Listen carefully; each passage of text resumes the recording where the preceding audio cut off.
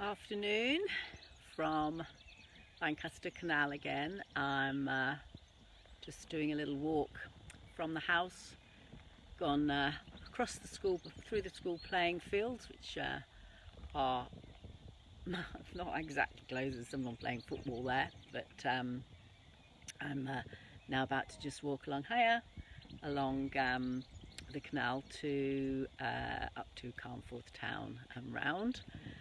And I just thought I'd have a bit of a natter about thoughts on this period, the time that we're going through, because we are in what you call the transition phase from one way of being to another, and that involves us getting used to being in a slight state of limbo before we move into a new way of being. So I'm just going to flip the camera around and start walking on. So this is the old canal bridge here. Very pretty bridge, I think, this one. So I'm just going to cross over it and squeeze down into onto the towpath. You can see here there's a family out there for a walk. It's still quite quiet. Beautiful day. Yesterday was well, it was about 26 degrees in the garden. It was certainly 21 in the shade in my dirty old shed, and I actually spent a couple of hours just sitting in the garden reading a book, which felt very decadent. But hi Catherine. But decided that I didn't want to do anything except enjoy the weather, because I think it's going to change now. So just so you see, this is the old bridge, and that is the tiny little bit that we have to squeeze through to get onto the towpath. But yeah, because I've been obviously a lot of the coaching work that I'm doing now, and also the tarot readings, are working with people to help them get through this very strange time of uncertainty. And one of the things that I've referred to in previous chats like this is about the transition curve. I'm just going to move over as far as possible here. Hiya. And it's so this transition curve, which it was from research done by Elizabeth Kubler-Ross into the stages of grief that we go through when something major happens in our lives, and we move through it, through all sorts of different emotions, until we come through the other end. And it strikes me that it's very applicable to where we're at the moment, as it's truly hitting. I think when I first spoke about this, it was only like a week or two after lockdown, and of course now, slowly but surely, we're starting to talk about coming out of the intense period of lockdown, but with a recognition that life ain't going to be the same again.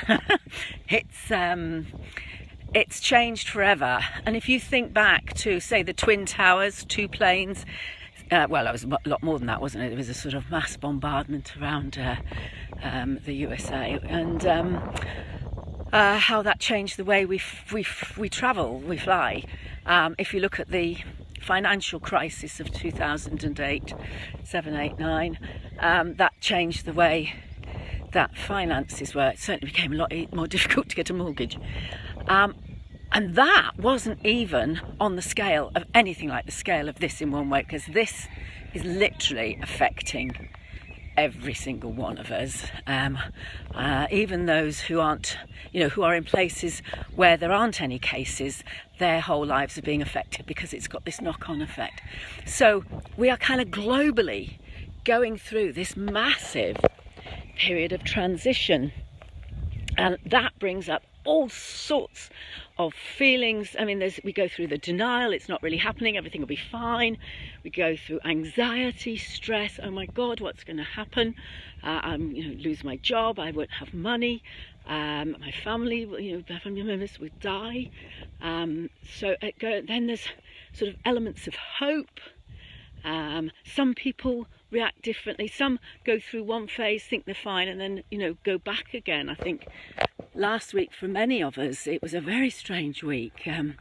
I think certainly in the UK, as the numbers really hit, and certainly I had a very close friend, a friend who's very ill with it. 2 or 3 friends whose one of their parents had dying. All sorts of things. And yet, life goes on. Here we are in this weird but glorious sunshine. I gather it is going to stop. It's not going to be so good next week, but heck, we can't complain. We've had 4 or 5 weeks of just stunning weather. And we're going through all these phases that are to do with transition. And one of the things that when I've worked with clients, whether it's now working with my life coaching clients, mainly life coaching for business, but whatever, dealing with life rather than specifically only business. One of the things that's really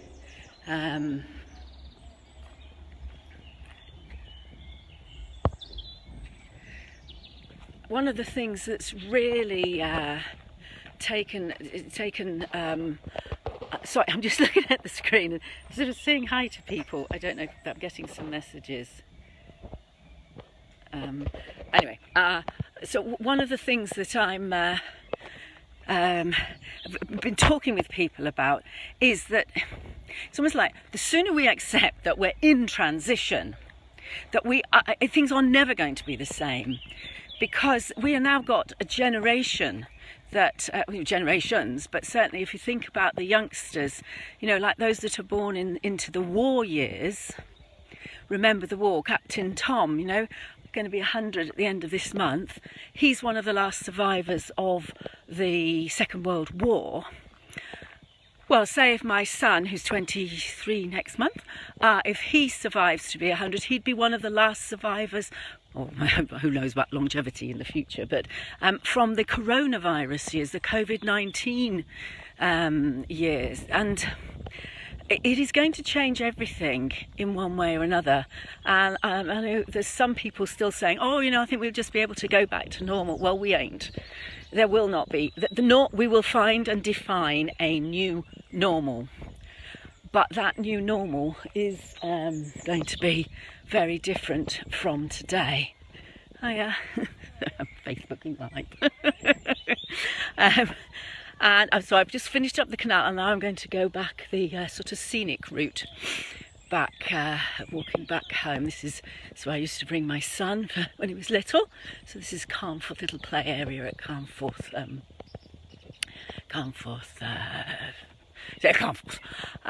So I've just come off the Lancaster Canal. So this acceptance of this transition, and the people that will do the best from this period are going to be the ones that accept that things will be different. We don't yet know how. I think social distancing, from what they're saying, will obviously have to keep going for quite some time, particularly for older people, because until they can bring a vaccine out, and even who knows after that, there's going to be a challenge to not have another big pandemic.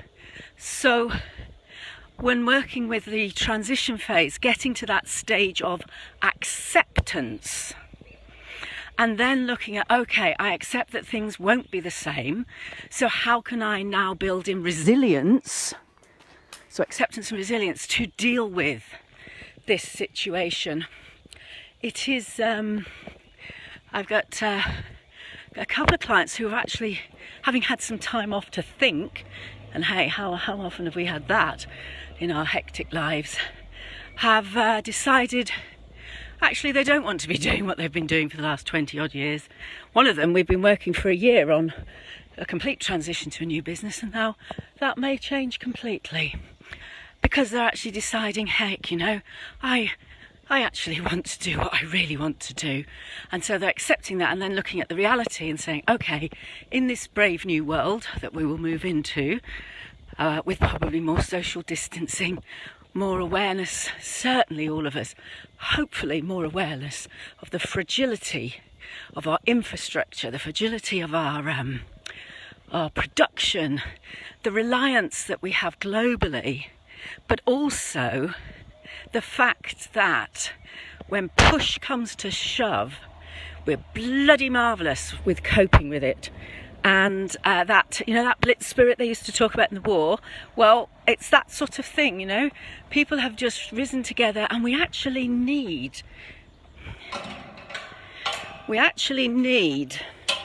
this is a public path, by the way, not a private, it is a private site, but there is a public right of way through it.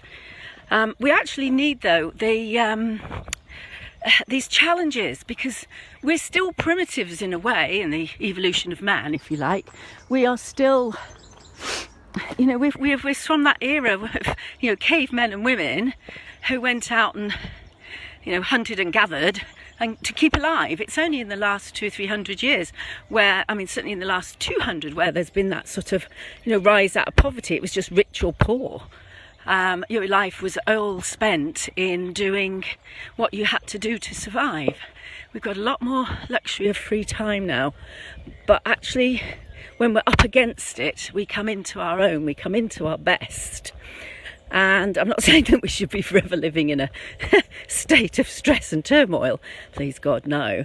But actually, it's bringing out the best. It's also bringing out the worst. There is a lot of intolerance being evinced. 'Twas ever thus, I'm sure in cavemen days there were people, when they went out to kill woolly mammoths or whatever, and there'd be one guy saying to another, you've got that latest spear, so that's not fair. You can't win the I'm the best mammoth killer award, or women going down and it was women and men then, wasn't it? It was very distinctly separated. Women going down to sort of gather the berries and bring them back, and I'm sure there was a lot of sort of complaints about ways people were doing. It's in our nature. It usually comes from fear. Intolerance usually comes from fear, and there's certainly a lot of that around. But as I say, I think the thing that I'm certainly working with, and in my own situation, without a shadow of a doubt, looking at, where am I going to be this time next year, assuming there will still be some restrictions somewhere, and then going on to look at, what do I really want to be doing with my life? And I'm of that age when most of my friends are retiring on very nice pensions, although the pensions might be a bit more dodgy these days with the finances, but I'll have to keep working till I drop. But that's okay, because I kind of like working. I'll just work more at what I love doing and do less of it than in the previous few years. But it's about adapting and flexing. So I guess I quite went on a little rant then, didn't I? Didn't quite expect to be doing all that. Normally, as you know, if you've joined me before in my meanderings along the country lanes and waterways of North Lancashire, it's a little more laid back and easygoing. But I think this week has really struck me, as I say, and working with people. And the ones that are struggling the most seem to be the ones who, apart from obviously those who are dealing with death, loss, illness, but for the rest who are dealing with the more, the more sort of practical, down to earth, can't go out, can't drive, can't see friends, family, haven't maybe got work at the moment, uncertainty. It's about helping through that, but by looking at the fact that through this transition that we go through, all of these emotions are absolutely normal, absolutely fine. It's not about lambasting somebody for feeling something. It's about, I hope, more understanding, but also understanding that we will come through it, but it will be different, the new normal, whatever that is. So hopefully, as I say, that might just, if it helps one person maybe, just to think, well, okay, what do I want my life to be like? This time next year, what would I like my life to be like? How will I have to adapt to the new way of being, the new life? And start to just speculate. If you see my it was a tarot reading for April new moon, which is a Taurian new moon, which is a lovely gentle energy. It's posted on the Quirky Coach page. It's a YouTube video on the Quirky Coach channel, but it's also on Facebook page. And there's something in there about not actually necessarily doing anything new at the minute, but thinking about new things, and looking at diving down a bit deeper and sort of looking into the emotions and things that this brings up, the creativity that we can maybe explore a little bit, without the feeling of there being a right and wrong in all of this. Well, anyway, there we go. Apologies for not replying to any comments if there were any. I've just been I haven't actually been looking at the screen much, but anyway, hope that was of interest or help. I shall just flip round if I don't just switch it off. Let me just yeah, there we go. So yeah, I hope that was of some interest.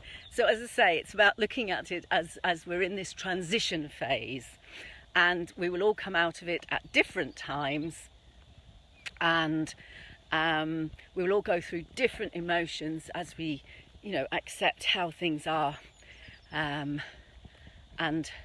slowly but surely get to grips with whatever the new future may hold. So I'll say au revoir from the land at the back of my house, and hope that you have a good weekend and enjoy whatever you can. Bye bye.